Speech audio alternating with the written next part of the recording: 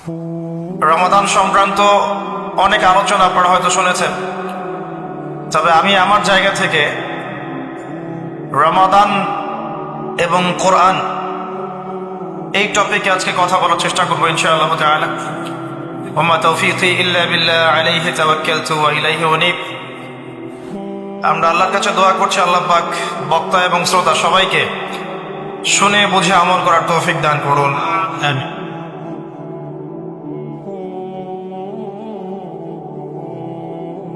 রমাদান মাসের সওম কখন ফরজ হয়েছে কে বলতে পারবেন? অডিয়েন্সের মধ্যে রমাদান মাসের সওম কত হিজরিতে ফরজ করা হয়েছে? মাশাআল্লাহ। রমাদান মাসের সওম কত হিজরিতে ফরজ হয়েছে, অথচ আমরা জানি ইসলামের বেসিক পিলারের মধ্যে 5টা পিলার, কালিমা, সালাত, যাকাত, সওম এবং হজ। এই 5টা বেসিক পিলারের একটা হচ্ছে রমাদান। কত হিজরিতে ফরজ হয়েছে আমরা কেউ বলতে পারলাম না। নবী করিম সাল্লাল্লাহু আলাইহি ওয়াসাল্লাম যখন নবুয়ত পেলেন, ওই সমাজের মধ্যে কিছু পাপাচার ছিল।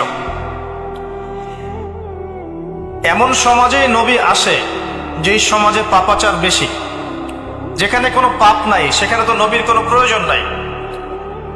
নবী করিম সাল্লাল্লাহু আলাইহি ওয়াসাল্লাম যখন নবী হলেন, তৎকালীন আরবের সমাজে মৌলিকভাবে 5টা পাপ ছিল। কয়টা ভাই? তার প্রথমটা হচ্ছে শিরক। তারা আল্লাহর সাথে শিরক করত, যেটা আজকের বিশ্বে আমরা প্রত্যেকটা সেক্টরে করছি। 2 নম্বর ছিল রিবা বা সুদ। তৎকালীন আরব সমাজের মধ্যে সুদ ভিত্তিক অর্থনীতি ছিল, যা এখন পুরো বিশ্ব জুড়ে চলছে। 3 নম্বর হচ্ছে মাদক। তৎকালীন আরবের অন্যতম মহামারীর নাম ছিল মাদক, যেটা বর্তমান বিশ্বেরও একটা বড় মহামারী। 4 নম্বর সমস্যা ছিল নারী জাতির অবমাননা, যেটা আইয়ামে জাহিলিয়াতের যুগকে এখন হার বানিয়েছে। 5 নম্বর সমস্যা ছিল গোত্রীয় হানাহানি, যেটা এখন ধর্মীয় হানাহানি, পলিটিক্যাল হানাহানি, বৈশ্বিক হানাহানিতে রূপ নিয়েছে। কিছুই পরিবর্তন হয়নি। জাহিলি যুগের সেই জাহিলিয়াতের সুন্নতগুলো এখনো বিশ্ববাসী আমল করছে, বরং তার চেয়ে বেশি মাত্রায় করছে। যতদিন যাবে এগুলো বাড়তে থাকবে। এর পরে গিয়ে একটা সময় আসবে যখন সমাজে জাহিলিয়াতের লেশ মাত্র থাকবে না ইনশাআল্লাহ। মুহাম্মদ সাল্লাল্লাহু আলাইহি ওয়াসাল্লাম যে সমাজে নবী হয়েছেন, এই সমাজটা অনেকটা এমন ছিল। শিরক ছিল, রিবা ছিল, মাদক ছিল, নারীর অবমাননা ছিল, বেহায়াপনা ছিল, অশ্লীলতা ছিল, দাস প্রথা ছিল,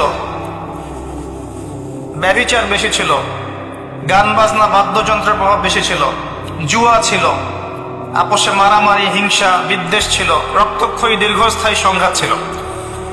এরকম একটা সমাজের মধ্যে নবী সাল্লাল্লাহু আলাইহি ওয়াসাল্লামকে আল্লাহ পাক নবুয়ত দান করেছেন, এবং নবুয়তটা দান করেছেন রমাদান মাসে, যে মাসে আমাদেরকে সওম রাখতে বলা হয়েছে। রমাদান মাসের মধ্যে একটা রাত আছে, যে রাতের নাম হচ্ছে লাইলাতুল কদর। আমি আশা করি আপনারা সবাই এই সূরাটা জানেন। বা'দা আউযু বিল্লাহি মিনাশ শাইতানির রাজীম, ইন্না আনজালনাহু ফি লাইলাতুল কদর। নিশ্চয়ই আমি কোরআনকে নাজিল করেছি লাইলাতুল কদরে, ভাগ্য রজনীতে। ওয়া মা আদরাকা মা লাইলাতুল কদর। হে নবী মুহাম্মদ সাল্লাল্লাহু আলাইহি ওয়াসাল্লাম, আপনি কি জানেন লাইলাতুল কদর কি জিনিস? লাইলাতুল কদরি খায়রুম মিন আলফি শাহর। লাইলাতুল কদর হচ্ছে 1000 মাসের চাইতে উত্তম। এখানে গাণিতিক ভাবে ব্যাখ্যা করতে যাবেন না 1000 মাস সমান সমান কত বছর হয়, ব্যাপারটা এমন নয়। এখানে আধিক্য বোঝানো হয়েছে। 1000 মাস ইবাদত করলে যে নেকি হয়, 1 রাত ইবাদত করলে সে নেকি হয়ে যাবে ইনশাআল্লাহ। এই রাতে কি হয়? স্পেশাল তানাজ্জালুল মালাইকাতু ওয়ার রূহ। এই মাসে আল্লাহর পক্ষ থেকে আল্লাহর ফেরেশতারা নেমে আসেন। কোথায় নেমে আসেন? পৃথিবীতে। তাদের সর্দার হিসেবে থাকেন জিবরাইল আলাইহিস সালাম। তানাজ্জালুল মালাইকাতু ওয়ার রূহু ফিহা বিইذن রাব্বিহিম। আল্লাহর রবের আদেশে তারা এই কাজটা করেন। মিন কুল্লি আমর, প্রত্যেকটা বিষয়ের ফয়সালা হয় এই রাতে। আপনার আমার তাকদীর লিখা হয়েছে আসমান জমিন সৃষ্টির 50,000 বছর আগে। আপনার আমার তাকদীর লিখা হয়েছে আসমান জমিন সৃষ্টির 50,000 বছর আগে। আল্লাহ পাক সমস্ত সৃষ্টির তাকদীর লিখেছেন প্রথম দফায়। দ্বিতীয় দফায় তাকদীর লিখা হয়েছে যখন আমার আপনার রূহ আমাদের মায়ের গর্ভে ছিল 4 মাস 10 দিন বয়স। ওই সময় আল্লাহর পক্ষ থেকে ফেরেশতা আসেন, এসে লিখে দেন তার হায়াত, তার রিজিক, সে সৌভাগ্যবান না দুর্ভাগ্যবান। এরপর রূহটাকে ফুঁকে দেন, বাচ্চা নড়াচড়া শুরু করে। এর আগ পর্যন্ত পেটের মধ্যে বাচ্চা নড়াচড়া করে না। যখন রূহটা ফুঁকে দেওয়া হয় তারপর থেকে বাচ্চা নড়াচড়া শুরু করে। দ্বিতীয় দফায় তাকদীর লেখা হয়। এরপরে তৃতীয় দফা লেখা হয় এই লাইলাতুল কদরে, যে আগামী 1 বছর কি হবে, আপনি কি করবেন। অর্থাৎ 1 বছরের বাজেট প্রণয়ন করা হয় প্রত্যেক লাইলাতুল কদরে। তানাজ্জালুল মালায়েকাতু ওয়ার রূহ ফিহা বিইذনি রাব্বিহিম মিন কুল্লি আমর। এই রাতের আরেকটা বৈশিষ্ট্য হচ্ছে সালামুন হিয়া হাত্তা মাতলাইল ফজর। ফজর পর্যন্ত এই রাতে শান্তি শান্তি শান্তি শান্তি প্রশান্তি বজায় থাকে। এই রাতে আপনি যে দোয়া করবেন, যে কোনো দোয়াই করবেন, যদি আপনার রিজিকটা হালাল হয় ইনশাল্লাহ কবুল হয়ে যাবে যে কোনো দোয়া। এই রাতে যারা ইবাদত করে দাঁড়িয়ে দাঁড়িয়ে, তাদের চতুর্দিকে ফেরেশতারা সমবেত হন, তাদের দোয়ায় তারা শরীক হন, তাদের জন্য দোয়া করতে থাকেন।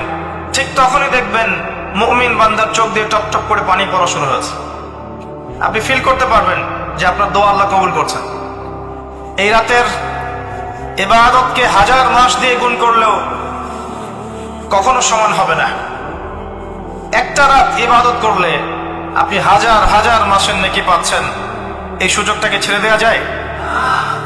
কবে এই রাত স্পেসিফিকলি বলা যাবে না, 27 তারিখেই স্পেসিফিকলি বলা যাবে না যে 21-এর রাতেই, 23-এর রাতেই বা 25-এর রাতেই, নির্দিষ্ট করে বলার কোনো সুযোগ নাই। নবী সাল্লাল্লাহু আলাইহি ওয়াসাল্লাম লাইলাতুল কদর পেয়েছেন এবং ওই রাতে বৃষ্টি হচ্ছিল। তিনি সিজদা করছেন, তার কপালের মধ্যে মসজিদে নববীর যে মাটি আছে এই মাটির কাদা লেগেছিল। তখন কিন্তু মসজিদ টাইলস ফিটিং ছিল না, মাটির মসজিদ থেকে নবী সাল্লাল্লাহু আলাইহি ওয়াসাল্লাম বিশ্ব পরিচালনা করেছেন। আর আমাদের এখন তাজমহলের মতো মসজিদ, হেদায়েতের কোনো হও না এখানে।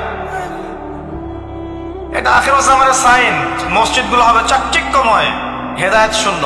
হাদিস একদম স্পষ্ট আছে, মসজিদ হবে চাকচিক্যময় কিন্তু হেদায়েত শূন্য। ইভেন দেখবেন নামাজ পড়ছে মুসল্লি, পাশে হই হুল্লা করছে।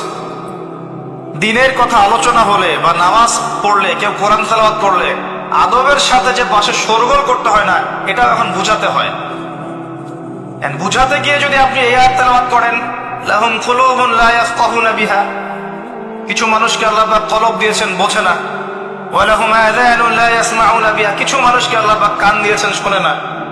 ওয়া লাহুম আ'য়ুনুন লা ইউবসিরুনা বিহা, কিছু মানুষকে আল্লাহ পাক চোখ দিয়েছেন দেখে না। উলাইকা কাল আনআম, এরা আনআমের মতো। বাল হুম আদাল, বরং তার চাইতেও নিকৃষ্ট। তখন কিছু মানুষের ইগোতে লেগে যায়। তা আচরণ কিন্তু এমনই। কোরআন যেখানে তেলাওয়াত করা হচ্ছে, নবীর হাদিসের কথা বলা হচ্ছে, সেখানে উঁচু স্বরে কথা বলা জায়েজ নেই। নামাজ পড়ছে একজন ব্যক্তি, সে আল্লাহর সাথে সরাসরি কথা বলছে, তার পাশে কথা বলা জায়েজ নেই। এমনকি নামাজরত ব্যক্তির পাশে কোরআন তেলাওয়াত করাও জায়েজ নেই। আমার কথা কি বুঝতে পারছেন? একজন ব্যক্তি নামাজে দাঁড়িয়েছে, আল্লাহর সাথে কথা বলছে, পাশে আপনি কোরআন তেলাওয়াত করতে পারবেন না জোরে জোরে। মনে মনে করতে হবে, করতে চাইলে মনে মনে করতে হবে। অনেক সময় মসজিদের ভিতরে দেখবেন নামাজ পড়া হচ্ছে, শোরগোল করছে। নবী সাল্লাল্লাহু আলাইহি ওয়াসাল্লাম বলেছিলেন, আখিরুজ জামানে, তিরমিজিতে আছে হাদিসটা, আখিরুজ জামানে ইসলামের নামটুকু থাকবে, ইসলামের প্রকৃত বিষয়গুলো থাকবে না। কোরআনের মাসহাফ থাকবে, যে মাসহাফ, কোরআনের মাসহাফটা থাকবে, এর শিক্ষাগুলো থাকবে না। মসজিদগুলো হবে চাকচিক্যময় কিন্তু মসজিদ হবে হেদায়েত শূন্য। আর চতুর্থ লাইনটা আরো ভয়ঙ্কর, 4 নম্বর লাইনে গিয়ে নবীজি বলেছেন সাল্লাল্লাহু আলাইহি ওয়াসাল্লাম, আসমানের নিচে জমিনের উপরে আল্লাহর সবচেয়ে নিকৃষ্ট সৃষ্টি হবেন এক শ্রেণীর আলেম, যাদের থেকে ফিতনা ছড়াবে এবং তাদের দিকেই ফিতনা ফিরে আসবে। তিরমিজির মধ্যে হাদিসটা আছে, যে কোনো আলেমকে জিজ্ঞাসা করেন এটা কোন শ্রেণীর আলেম, এটা বোঝার জন্য আপনার পিএইচডি করার দরকার নাই। যারা দিনকে দুনিয়ার বিনিময়ে বিক্রি করেছে তারাই সেই শ্রেণীর আলেম। যারা সত্য কথা বলতে ভয় পেয়েছে তারাই সেই শ্রেণীর আলেম। যারা সত্যকে মিথ্যার সাথে মিশ্রিত করেছে তারাই সেই শ্রেণীর আলেম। এবং যারা ইসলামের নামে উম্মাহকে শতদা বিভক্ত করে দিয়েছে এরাই সেই শ্রেণীর আলেম। নবী করিম সাল্লাল্লাহু আলাইহি ওয়াসাল্লাম বলেছেন, লাইলাতুল কদর আমি পেয়েছি, কপালে কাদামাটি ছিল, বৃষ্টি হচ্ছিল, তার মানে ওই রাতে বৃষ্টি হতে পারে, ওই রাতে বৃষ্টি হতে পারে। লাইলাতুল কদর আলামত, রাতের বেলা বৃষ্টি হতে পারে। বৃষ্টি হয়েছে, তিনি নামাজ পড়েছেন, কপালের মধ্যে কাদা লেগেছিল, তিনি বের হয়েছেন, সাহাবীদেরকে বলবেন কোন রাতটা লাইলাতুল কদর, আজকের রাতটা লাইলাতুল কদর, এটা বলতে বের হয়েছে। বের হয়ে দেখছেন দুজন মুসলিম আপোষে ঝগড়া করছে। লিসেন টু মি, দুজন মুসলিম আপোষে ঝগড়া করছে। আমরা বলি না যে মুসলিমদের মাঝে ইখতিলাফ গুলো রহমত, আমরা বলি না?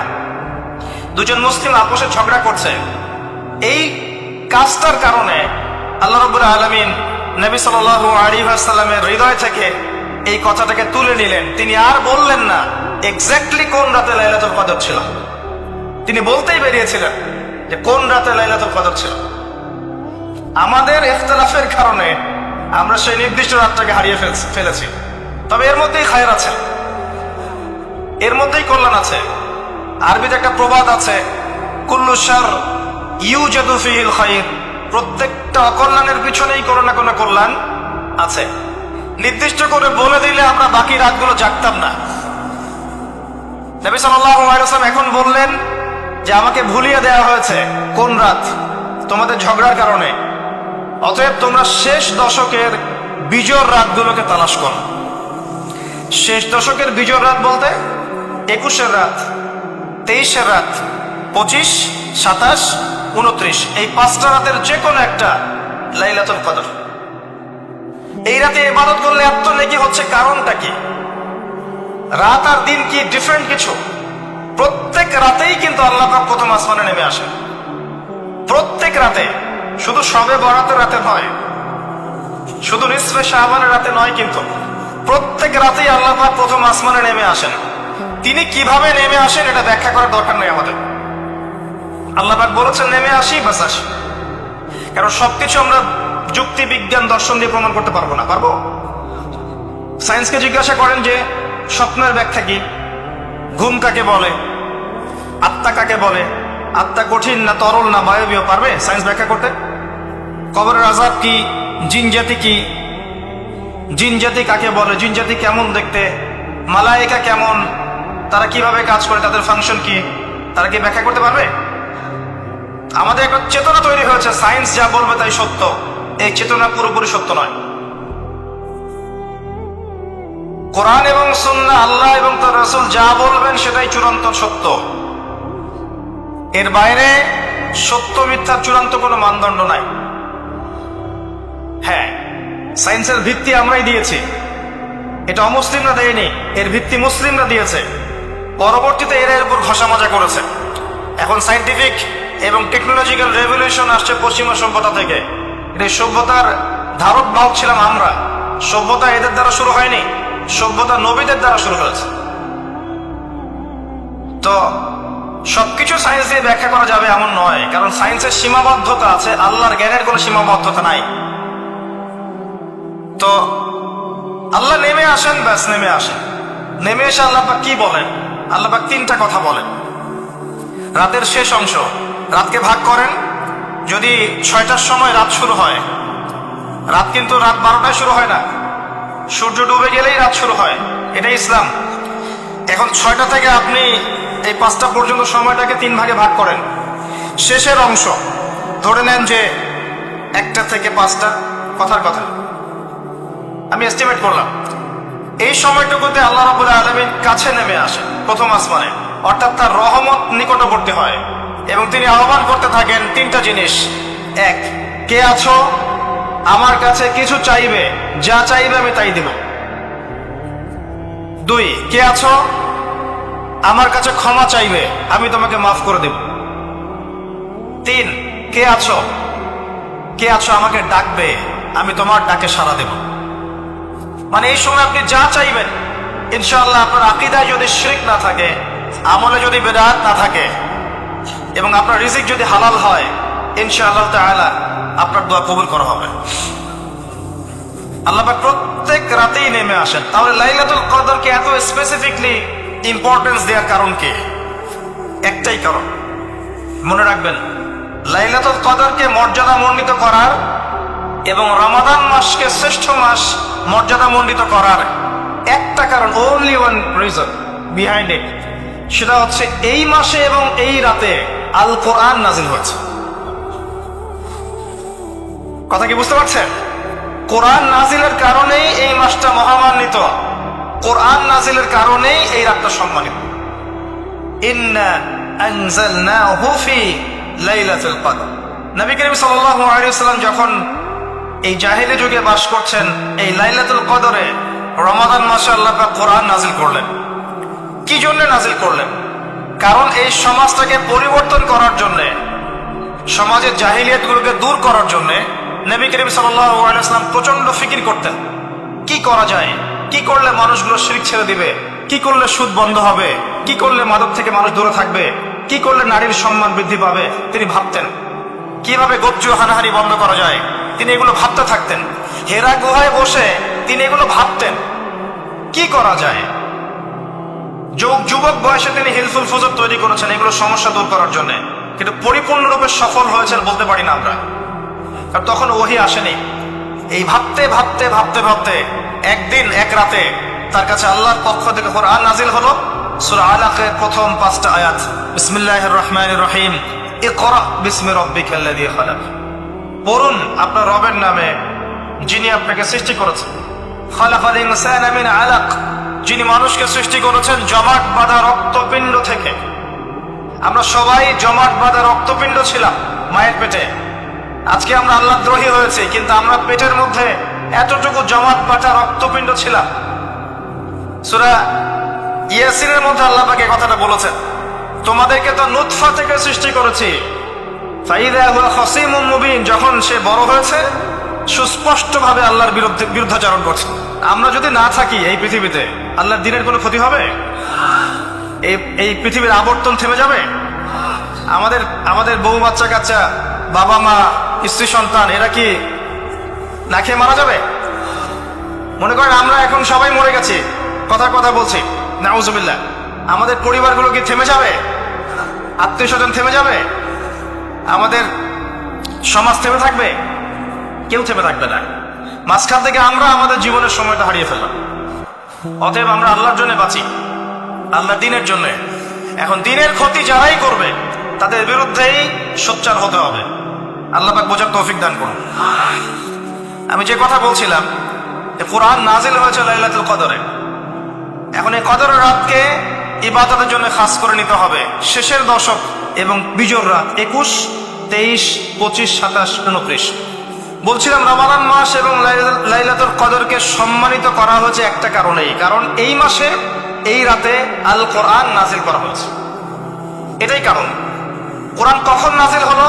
যখন সমাজে সুদ আছে, মদ আছে, জেনা আছে, ব্যভিচার আছে, শিরক আছে, এরকম সমাজে প্রথম কি নাজিল হলো? পড়ো। প্রথমে নাজিল হয়নি শিরক করো না, প্রথমে নাজিল হয়নি যে সুদ খেও না, প্রথম আয়াত এটা ছিল না জেনা করো না, প্রথম আয়াত এটাও ছিল না মূর্তি পূজা করো না। হ্যাঁ, প্রথম আয়াত কি? ইকরা, পড়ুন। আল্লাহ পাক বুঝাতে চাচ্ছেন সমাজের জাহিলিয়াতকে দূর করতে হলে লেখাপড়ার কোনো বিকল্প নাই, এবং সেই পড়াশোনাটা হতে হবে আল্লাহর ওহীর আলোকে। যে ওহীটা আল্লাহ পাক নাজিল করেছেন এর বেসিসে আপনাকে পড়াশোনা করতে হবে। এই জ্ঞানটা দিয়ে আপনি সমাজ সংস্কার করতে পারবেন ইনশাআল্লাহ তাআলা। এর সাথে উপকারী জ্ঞানগুলো কি নিব না? অবশ্যই নিব। ওহীর জ্ঞানের সাথে, কোরআন সুন্নাহর জ্ঞানের সাথে আমি ইতিহাসের জ্ঞান নিব, আমি পলিটিক্যাল সায়েন্সের জ্ঞান নিব, আমি দর্শনের জ্ঞান নিব, জিওপলিটিক্সের জ্ঞান নিব, প্রয়োজন আমি সায়েন্সের জ্ঞান নিব, আমি কমার্সের জ্ঞান নিব, আর্টসের জ্ঞান নিব, মেডিকেল সায়েন্স পড়বো, ইঞ্জিনিয়ারিং পড়বো, সবই পড়বো, কিন্তু বেসিকটা কি হবে? কোরআন, সুন্নাহ, ইসলাম। এরপর আপনি ডাক্তার হন, ইঞ্জিনিয়ার হন, পলিটিশিয়ান হন, সামাজিক নেতা হন, প্রশাসনের ক্যাডার হন, আপনার জন্য মোবারকবাদ। আপনি যেখানেই যাবেন সেখানেই বরকত ছড়াবেন ইনশাআল্লাহ। যে পলিটিশিয়ানের ভিতরে তাকওয়া আছে তার দ্বারা দুর্নীতি সম্ভব না। যে প্রশাসনের কর্মকর্তার ভিতরে তাকওয়া আছে সে ঘুষ নিতে পারবে না, দুর্নীতি করতে পারবে না। যে আলেমের ভিতরে তাকওয়া আছে সে দিনকে দুনিয়ার বিনিময়ে বিক্রি করবে না। যে ডক্টরের ভিতরে তাকওয়া আছে সে ডাক্তার হবে, কসাই হবে না। যে ইঞ্জিনিয়ারের ভিতরে তাকওয়া আছে সে দেখবেন সত্যিকারের প্রকৌশলী হবে, সে কিন্তু চোর হবে না। ভিতরটা চেঞ্জ করতে হবে, ভিতরটা, এর নাম তাকওয়া। ভিতরটা চেঞ্জ করবে একটা জিনিস, আল্লাহর ওহী, কোরআন এবং সুন্নাহ, ইসলাম। এটা আপনার ভিতরকে পরিবর্তন করবে। আর আমরা অনেক বড় বড় কথা বলি অনেক সময়, কিন্তু মূল কাজটা হচ্ছে ভিতরটা পরিবর্তন করা। আমাদের সবার সাথে যার যার কলব যাবে, যার যার আমল যাবে। আল্লাহ পাক আমাকে কলার চেপে ধরে বলবেন না যে বাংলাদেশে ইসলামী খেলাফত কায়েম করে আসো নাই কেন, এটা আল্লাহ পাক আমাকে বলবেন না। আল্লাহ পাক বলবেন তোমাকে যে দায়িত্ব দিয়েছিলাম ওই দায়িত্ব ঠিকঠাক মতো পালন করেছো কিনা। আল্লাহ পাক এটা বলবেন না। বেসিকে আসেন, নিজের আত্মশুদ্ধি, এটা বেসিক। আলাইকুম আনফুসাকুম, নিজের নফসের খবর নাও, নিজের নফসটাকে পবিত্র করো, নিজের নফসের মধ্যে হিংসা ত্যাগ করো, বিদ্বেষ ত্যাগ করো, অহংকার ত্যাগ করো, রিয়া ত্যাগ করো, দুনিয়ার মোহ ত্যাগ করো।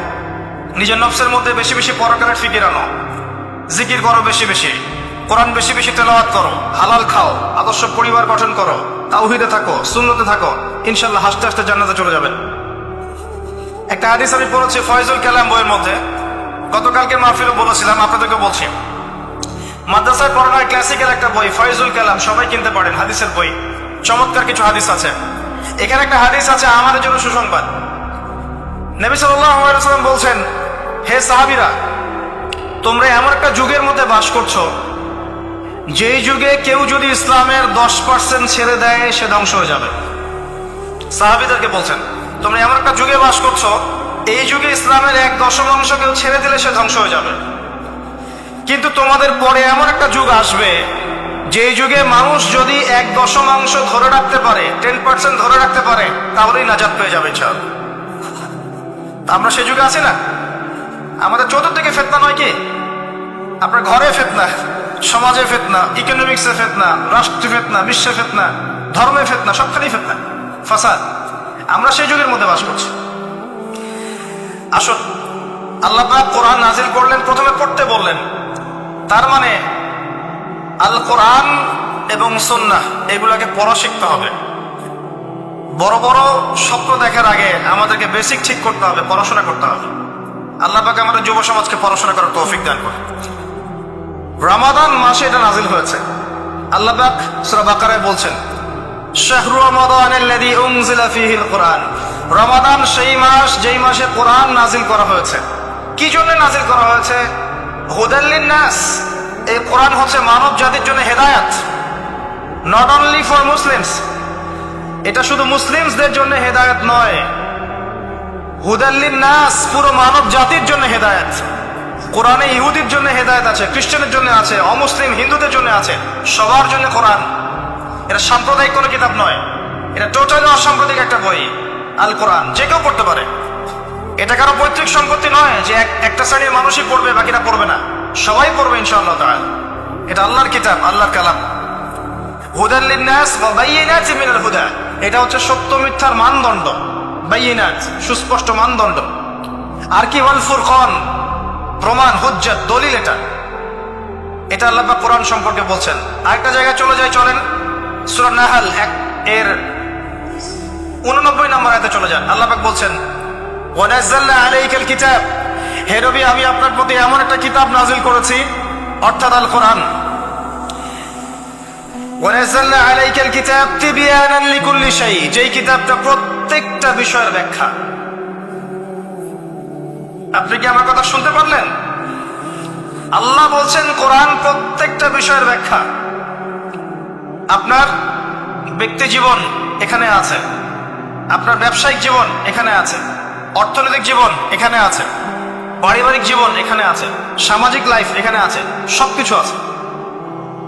তিবিয়ানান লিকুল্লি শাই, প্রত্যেকটা বিষয়ের ব্যাখ্যা এখানে আছে। তিবিয়ানান লিকুল্লি শাই ওয়া হুদা ওয়া রাহমাতান ওয়া বুশরা লিল মুসলিমিন। এই কোরআন হচ্ছে হেদায়েত এবং রহমত, দয়া। ওয়া বুশরা লিল মুসলিমিন, মুসলিমদের জন্য সুসংবাদ এই কোরআন। শুরুতে আছে আলিফ লাম মিম যালিকাল কিতাব লা রাইবা ফিহি। এটা এমন একটা কিতাব যে কিতাবের মধ্যে কোনো সন্দেহ নাই। কোন লেখক বলতে পারে আমার বইয়ের মধ্যে কোনো সন্দেহ নাই? সন্দেহের কোনো অবকাশই নাই।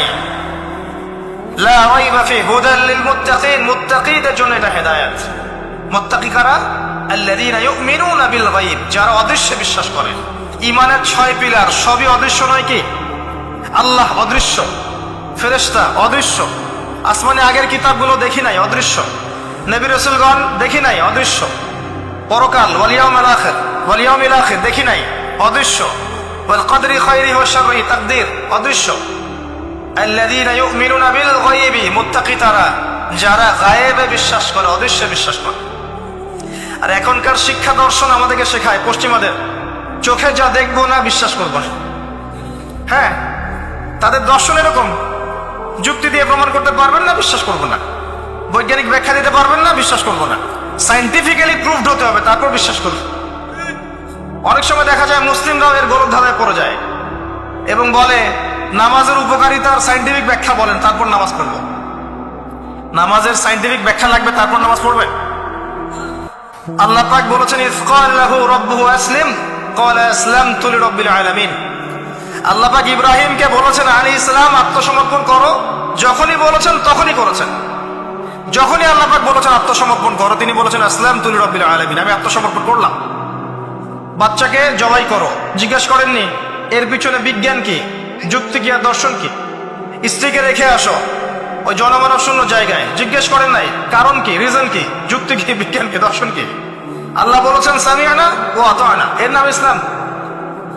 আল্লাহর আদেশ যেখানে এসে যাবে এখানে যুক্তি বিজ্ঞান দর্শনের প্রয়োজন নাই। এই কনসেপ্টে আপনাকে মৌলবাদী হতেই হচ্ছে, কিছু করার নাই। কারণ মৌলিক বিষয় আপনাকে মেনে চলতে হবে। হ্যাঁ, প্রত্যেকটা বিষয়কে আপনি ব্যাখ্যা করতে পারবেন যদি সেই জ্ঞান আপনার কাছে থাকে, কিন্তু যুক্তি বিজ্ঞান দর্শনের সীমাবদ্ধতা আছে, সবকিছু ব্যাখ্যা করতে পারে না। ভালো করে শিক্ষা দর্শন হজম করে তারপর পড়াশোনা করেন। অন্যথায় আপনারা দাড়ি টুপি নিয়েও অনেক সময় দেখবেন এই যে এটা কি বলে, এথিজমের দিকে যাচ্ছেন, নাস্তিকতার দিকে যাচ্ছেন। আসেন মূল জায়গায় আসি।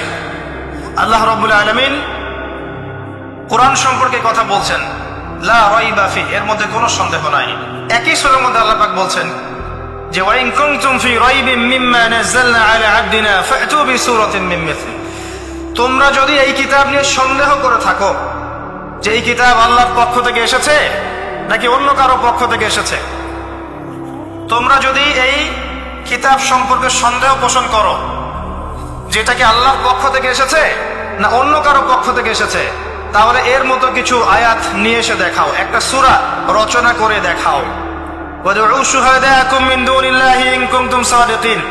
তোমাদের যত সাক্ষী আছে, সহকর্মী আছে, তোমাদের সাপোর্ট দেওয়ার মতো যারা যারা আছে সবাইকে ডেকে নিয়ে আসো, এনে এই কোরআনের মতো একটা সূরা রচনা করে দেখো যদি সন্দেহ পোষণ করে থাকো। আল্লাহ এর পরে বলছেন ওয়া ইল্লাম তাফআলু, তোমরা যদি এটা করতে না পারো, ওয়ালাম তাফআলু, কোশ্চেন কালেও পারবে না। তোমরা যদি এটা করতে না পারো, মানে একটা সূরা রচনা করতে না পারো, এরকম কোন কিতাব রচনা করতে না পারো, একটা আয়াত রচনা করতে না পারো, তাহলে জেনে রাখো ফাত্তাকুন নার আল্লাতী ওয়াকুদুহা আন-নাস ওয়াল হিজারা, সেই আগুনকে ভয় করো যার ইন্ধন হবে মানুষ এবং পাথর। উইদ্দাত লিল কাফিরিন, যা কাফেরদের জন্য প্রস্তুত করা হয়েছে। আল্লাহ পাক এই কোরআনটা নাজিল করেছেন কোন মাসে ভাই? রমাদান মাসে। আসেন প্রথমে বলে নেই আমরা রমাদানকে কিভাবে পালন করার চেষ্টা করব, এরপরে আসছি রমাদানকে কেমন করে কোরআনময় করবেন, এই দুইটা পয়েন্ট। এক নাম্বার, হতে পারে এই রমাদান আপনার জীবনের শেষ রমাদান। কয়েকটা কাজ আমি বলি। প্রথম কাজ হচ্ছে নিয়াত করতে হবে যে এই রমাদানটাতে আমি আমার সমস্ত গুনাহ মাফ করানোর চেষ্টা করব। কারণ নবী সাল্লাল্লাহু আলাইহি ওয়াসাল্লাম বলেছেন সেই ব্যক্তির জন্য ধ্বংস যে ব্যক্তি রমজান মাসকে পেয়েছে কিন্তু তার গুনাহ মাফ করাতে পারে না। কে জানে এটা আমাদের শেষ রমাদান হতে পারে। আল্লাহ না করুক, আমরা দোয়া করি আল্লাহ পাক আমাদেরকে বেশি বেশি রমাদান দান করুক, বেশি বেশি লাইলাতুল কদর দান করুক। প্রথম শুরু হচ্ছে আপনি মাসের বাজার আগে করে ফেলবেন। আমি একটু প্র্যাকটিক্যাল কথা বলবো আর কি। আপনি রমাদান মাসের বাজার এই শাবান মাসে করে ফেলার চেষ্টা করেন, পারলে ঈদের শপিংটাও করে ফেলার চেষ্টা করেন। রমজান মাসে বেশি বাইরে যাবেন এবং টাকা পয়সা নিয়ে গিয়ে স্ত্রী সন্তানের হাতে দিয়ে দিবেন না, যাও বাইরে গিয়ে মার্কেটিং করে আস, এই ভুলটা করতে চান। নিজে পরিবেশ নষ্ট করবে, রোজার রোজার যে আধ্যাত্মিকত্ব নষ্ট হবে, আরো হাজারটা যুবকের চোখের জানা করা প্রয়োজন নাই। আপনি পরিবারের কর্তা, লিস্ট করে ফেলেন, আপনাকে আল্লাহ পাক যতটুকু সামর্থ্য দিয়েছেন মূল মূল জিনিসগুলো কিনে রেখে দেন, আর বাকি টুকটাক বাজার আপনি করবেন। আর যখন বাজারে যাবেন একটা দোয়া পড়বেন, আপনি 10 লক্ষ নেকি পাবেন ইনশাআল্লাহ। কত লক্ষ? 10 লক্ষ। দোয়াটা শিখাচ্ছি। দোয়াটা হচ্ছে লা ইলাহা ইল্লাল্লাহ ওয়াহদাহু লা শারীকা লাহ লাহুল মুলক ওয়া লাহুল হামদ ইহয়ি ওয়া ইউমীত ওয়া হুয়া হাইয়ুন লা ইয়ামুত বিয়াদিহিল খায়রু কুল্লুহু ওয়া হুয়া আলা কুল্লি শাইইন কাদির। একবার পড়লে 10 লক্ষ নেকি পাবেন বাজারে গিয়ে। কেন পাবেন? কারণ বাজার সবচেয়ে নিকৃষ্ট জায়গা, যেখানে গেলে মানুষ আল্লাহকে স্মরণ করে না। সেখানে গিয়ে আপনি আল্লাহকে স্মরণ করেছেন, এই জন্য আল্লাহ আপনাকে নেকি দিবেন ইনশাআল্লাহ। আসেন, এটা করার পর ঈদের যে শপিংটার কথা বলছি, এটা এই কারণে বলছি, লাস্টের দশকে আমরা ঈদের শপিং এ বেশি ব্যস্ত থাকি, এতে করে লাইলাতুল কদরটা আমরা হারিয়ে ফেলি। লাস্টের দশক আমরা হয় ইতিকাফ করব, না হলে বাসায় নামাজ পড়বো, পরিবার বর্গকে নিয়ে রাত জাগবো। পারা যাবে ইনশাআল্লাহ? তারাবির নামাজ তো পড়বোই ইনশাআল্লাহ জামাতে। এবং আপনি 20 পড়েন আর রাত পড়েন, আপনি নামাজের কোয়ালিটিটাকে ভালো করার চেষ্টা করেন, নামাজের কোয়ালিটিটাকে বেস্ট করেন। ধীরে ধীরে তেলাওয়াত করেন, ধীরে ধীরে রুকু সিজদা করেন, নামাজটাকে এনজয় করেন। সময় নিয়ে, টাইম নিয়ে, 2 ঘন্টা সময় লাগুক, 3 ঘন্টা সময় লাগুক, এনজয় করে নামাজ পড়েন। আল্লাহ পাক তৌফিক দান করুন। এরপর শেষ রাতে আবার ওঠেন, পরিবার বর্গকে নিয়ে নামাজে দাঁড়ান, একসাথে জামাত করে নামাজ পড়েন, পরিবারে নফল নামাজ পড়েন, বাসায় বরকত হবে ইনশাআল্লাহ। রাত জাগেন, বেশি বেশি দোয়া করেন, একটু তেলাওয়াত করেন, একটু জিকির করেন, তাসবিহ তাহলিল করেন, রাতটা কাটিয়ে দেন। শেষের দশকে মার্কেটে ঈদের শপিং করতে যায় না। ঈদের খুশি আছে, ঈদের আনন্দ আছে, ঈদে ভালো পোশাক পরবো, সব ঠিক আছে। এই খুশি কাদের জন্য? কদ আফলাহা মান তাযাক্কা ওয়া যাকারা ইসমা রাব্বিহি ফাসাল্লা। কার জন্য ঈদের খুশি? যে ব্যক্তি রমজান মাসে আত্মশুদ্ধি অর্জন করতে পেরেছে, রোজা রেখেছে, যাকাত দিয়েছে, নামাজ পড়েছে, লাইলাতুল কদরের রাত জেগেছে, তারাবি পড়েছে, ইত্যাদি ইত্যাদি। এই ব্যক্তি আত্মশুদ্ধি অর্জন করেছে, এই ব্যক্তির জন্য ঈদের খুশি। যে রমজান মাসে সিনেমা দেখেছে, সিনেমার শুটিং করেছে, পর্নোগ্রাফি দেখেছে, সুদ খেয়েছে, শিরক করেছে, বেদাত করেছে, হারাম খেয়েছে, এর জন্য ঈদের খুশি। মানুষকে ঠকিয়েছে, ব্যবসায় মাল কম দিয়েছে, পণ্য মজুত করেছে, ইচ্ছা করে দ্রব্যের দাম বাড়িয়েছে, সরকারকে বিব্রত করেছে, জনগণকে দুর্ভিক্ষের দিকে ঠেলে দিয়েছে, এদের জন্য ঈদের খুশি? কখনো না। ঈদের খুশি তাদের জন্য যারা আত্মশুদ্ধি অর্জন করতে পেরেছে। আল্লাহ পাক বোঝার তৌফিক দান করুন, আমিন। এটা প্রথম টিপস দিলাম আপনাকে। এবার আসেন, আপনি রমাদানে প্ল্যান করবেন যে আপনার জীবনে বড় বড় পাপগুলো কি কি হয়েছে। এই পাপগুলো যদি মানুষের সাথে জড়িত হয়ে থাকে, আপনি মানুষের সাথে গিয়ে গিয়ে ক্ষমা নিয়ে নেবেন। কারো টাকা নিয়েছেন, দেন নাই, দিয়ে দিবেন। কারো সম্পত্তি পায়, দেন নাই, দিয়ে দিবেন। কারো হকটা নষ্ট করেছেন, গালি দিয়েছেন, গীবত করেছেন বা তহমত দিয়েছেন, অপমান করে ইত্যাদি, ক্ষমা চেয়ে নেবেন। রমাদান মাসে মানুষের হকটা দিয়ে দেন। আল্লাহর কাছে জড়িত যে পাপগুলো আছে, এটা জন্য ইস্তেগফার যথেষ্ট। খালি যদি বলেন আস্তাগফিরুল্লাহাল্লাযী লা ইলাহা ইল্লা হুয়াল হাইয়ুল কাইয়্যুম ওয়া আতুবু ইলাইহি, 1 সেকেন্ডের মধ্যে আল্লাহ পাক আপনার সমস্ত পাপকে নেকি দিয়ে পরিবর্তন করে দিবেন ইনশাআল্লাহ। এবার প্র্যাকটিক্যালি যাবেন, সেহরি করবেন। সাহরির মধ্যে বারাকা আছে। সাহরি না উচিত না, সাহরির মধ্যে বারাকা আছে। একটা খেজুর হোক, 1 গ্লাস পানি হোক, আপনি সাহরি করবেন, এর মধ্যে বারাকা আছে। এবং সাহরির সময় এমন ভাবে খাবেন না যে এটা আপনার জীবনের শেষ খাওয়া। কথা বুঝতে পারছেন? এত বেশি আইটেম করতে যায় না, এত বেশি ভোগবিলাসী হয়ে গেলে রোজার আধ্যাত্মিকত্ব থাকবে না। সেহরিতে অল্প খান, যদি খেতে হয় পেটের 3 ভাগের 1 ভাগ খান, 1 ভাগ ফাঁকা রাখেন, 1 ভাগ আপনি পানি দিয়ে পূর্ণ করেন। এখনকার কিছু তথাকথিত আশেকের রসুলের মতো হতে যায় না, যাদের ভুঁড়ির জ্বালায় চেয়ারে বসতে পারে না, এই কাজ করতে যায় না। এটা মুসলিমদের শোভা পায় না।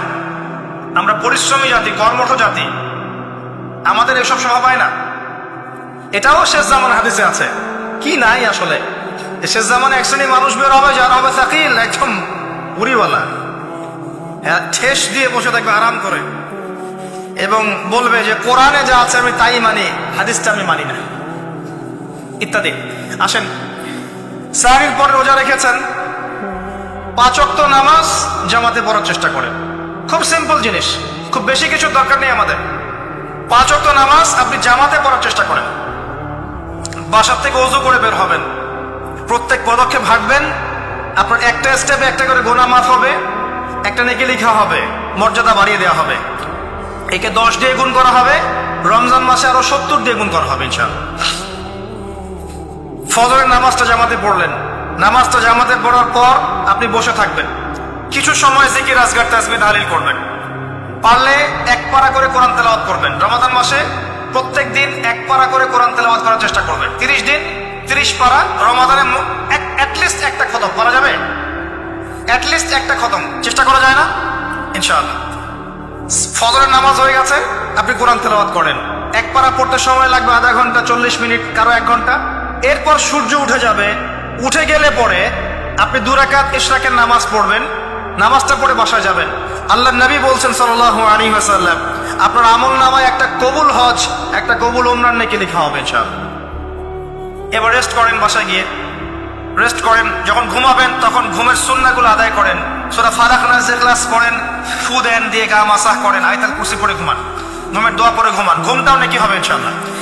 এরপর হয়তো আপনি কাজে যাবেন, চাকরিতে যাবেন, বা ব্যবসায় যাবেন, বা আপনি শিক্ষাক্ষেত্রে যাবেন, ইত্যাদি ইত্যাদি।